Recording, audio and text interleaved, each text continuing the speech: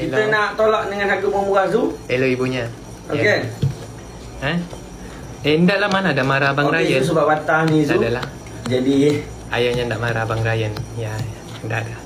Tak aku yang bagi tahu kau mainan aku. Oh. Dah adalah. Ayahnya nak marah, Okey Zu. Memandangkan Dah ada. Sudah makan? Belum makan. Sakit kaki. So dia gaut dah tu. sakit kaki. Tapi kau kena gaut tu. Tak. Kau senyum boleh. Tak. Aku kelampuk muka kau. Tidurlah. Tidak tanya. Sudah masak? Oh, masak. Oh, tadi send video masak. Oh. Sedap masakannya, ketam. Hidup lagi ketamnya kan? Kau nak bersuit-suit kat sana boleh? Okey. Okey Zu, sebabkan awak bagi terima